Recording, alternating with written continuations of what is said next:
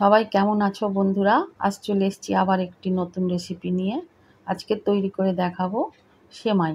এটা আমার খুবই প্রিয় খাবার। আমি যখনই চুপচাপ বসে থাকি বা ভালো লাগে না, আমি এই রেসিপিটা করে নিজেও খাই, বাড়ির সকলকে খাওয়াই। তো দেখো আজকে তোমাদের সাথে শেয়ার করছি। তো প্রথমে আমি বেশ কিছুটা কাজু কিশমিশ কেটে নিয়েছি দেখো।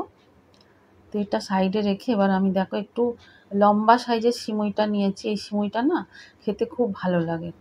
তো ওই প্যাকেটের ছোট কাটিংও আছে, তো আমি ওটা করছি না। এই সিমইটা নরমও হয় এবং খেতে খুব সুন্দর লাগে। তো দেখো আমি প্রথমে মাঝখান থেকে ভেঙে নিলাম, অনেক বড় তো কড়াইয়ের মধ্যে জায়গা হবে না। তো ভেঙে আমি এটাকে আবার একটু কেটে নেব। হ্যাঁ, ছুরির সাহায্যে কেটে নেবো, দেখবে কি সুন্দর হয়ে যাবে, ছোট ছোট হয়ে যাবে। ভেঙে নিলে না গুঁড়ো গুঁড়ো হয়ে যায়, সেই কারণে আমি একটু ছুরি দিয়ে সুন্দর করে কেটে নেব। তো দেখো আমি কি সুন্দর গুছিয়ে নিয়ে ছুরি দিয়ে কেটে কেটে নিচ্ছি। কেটে নিলে জিনিসটা সুন্দর একই মাপের হয়। সেই জন্য দেখো আমি এটা ভাগ ভাগ করে সুন্দর করে কেটে নিচ্ছি। তার একটা মাঝখান দিয়ে কাট দেব, দিলে পারে একদম সুন্দর একটা সাইজে এসে যাবে। দেখো আর একটা কাট দিয়ে নিচ্ছি। ব্যাস আমার হয়ে গেল রেডি। এবার আমি এটাকে সুন্দর করে নিয়ে আমি রান্নাটা শুরু করব। দেখো একদম একদম মাপের হয়েছে, একটা মাপের, ছোট বড় গুঁড়ো হয়ে যাওয়া এরকম কোনো ব্যাপার নয়। দেখো কড়াইয়ের মধ্যে আমি এবার কিছুটা ঘি দিলাম, 2 চামচ পরিমাণ ঘি দিলাম।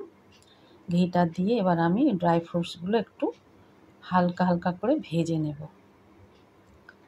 দেখো আমি ড্রাই ফ্রুটসগুলো ভেজে নেব। সমস্ত ড্রাই ফ্রুটসটা দিয়ে দিলাম।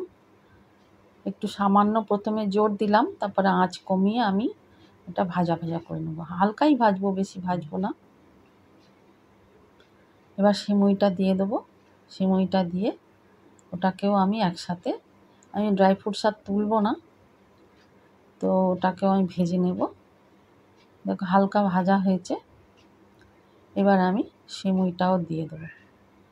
সিমইটা দিয়ে দিলাম, দিয়ে এটাকেও আমি হালকা নাড়াচাড়া করব, খুব বেশি নাড়াচাড়া করব না, হালকা নাড়াচাড়া করব।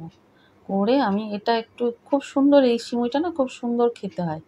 তোমরা পারলে এই সিমইটা করে দেখবে, খুব সুন্দর খেতে হয়। এটাও হালকা নাড়াচাড়া করে নিচ্ছি। খুব হালকা হালকাভাবে নাড়তে হবে, যাতে না গুঁড়ো গুঁড়ো হয়ে যায়। গুঁড়ো গুঁড়ো হলে আবার ভালো লাগে না, সেই কারণে একটু হালকা হালকা করে নেড়ে নেবে। আঁচটা সিম দেবে, সিম আঁচে করলে সুবিধা, কারণ তাহলে নষ্ট হবে না। সামান্য লবণ দিয়ে দিলাম, স্বাদ অনুযায়ী লবণ দিয়ে দিলাম, চিনি দিয়ে দেব। এবং আমি এখানে আধা কাপ পরিমাণ চিনি দিয়েছি। স্বাদ চিনি মিষ্টিটা তোমরা নিজের মতন দেবে। যদি বেশি মিষ্টি না খাও আরও কম করে দেবে। আমি এখানে আধা কাপ দিয়েছি। দেখো আধা কাপ পরিমাণ চিনি দিয়ে দিলাম, আধা কাপের একটু বেশি দিয়েছি। তো সিমইটা দিয়ে আমি দেখো আবার নাড়াচাড়া করে নিচ্ছি, কারণ এটা না দুধ দিয়ে ফুটিয়ে তারপর যদি চিনিটা দিই, তাহলে হবে কি সিমইটা গলে একদম ঘাঁটা ঘাঁটা হয়ে যাবে, ওটা ভালো লাগবে না। তাই আমি চিনিটা দিয়ে দিলাম, ও গলতে থাকুক। এবার আমি দুধটা দেব। দেখো 3 কাপ পরিমাণ দুধ দিয়েছি, যাতে একটু হালকা ফুটে যায়। ব্যাস দুধটা দিয়ে দিলাম। এইবারে হালকা হাতে নাড়াচাড়া করব, হালকা হালকাভাবে নাড়াচাড়া করব, খুব বেশি নাড়াচাড়া করব না। তার মধ্যে দেখো তলায় বাদামটা হালকা একটু বেশি ভাজা হয়ে গেছে, কিছু সময় ছিল তো হালকা ভাজা ভাজা হয়ে গেছে। তো এটা দুধে ফুটতে ফুটতে ঠিক হয়ে যাবে, অসুবিধা নেই। তো এবার দেখো হালকা নাড়াচাড়া করে মোটামুটি আমার সিমই হয়ে এসেছে, আর কিছুই না। একটু সামান্য গোলাপ জল দিয়ে দেবো নামানোর আগে। দেখো যেহেতু চিনিটা আগে দিয়েছি না, ওটা ক্যারামেল হয়ে যাচ্ছিল। দেখো নাড়াচাড়া করেছি, এবার একটুখানি গোলাপ জল দিয়ে দেবো। সামান্য 1 চামচের মতন গোলাপ জল দিয়ে দিলাম। গোলাপ জল দিয়ে আর একটু নাড়াচাড়া করে আমার মোটামুটি সিমই রেডি হয়ে যাবে। তার মধ্যে বলে নিই বন্ধুরা, ভালো লাগলে আমার চ্যানেলটি সাবস্ক্রাইব করে আমার পাশে থাকবে। বন্ধুরাই সব কিছু, সেই কারণে বলে দিলাম। তো বন্ধুরা দেখো আমার সিমই হয়ে গেছে, আমি আঁচটা বন্ধ করে দিলাম।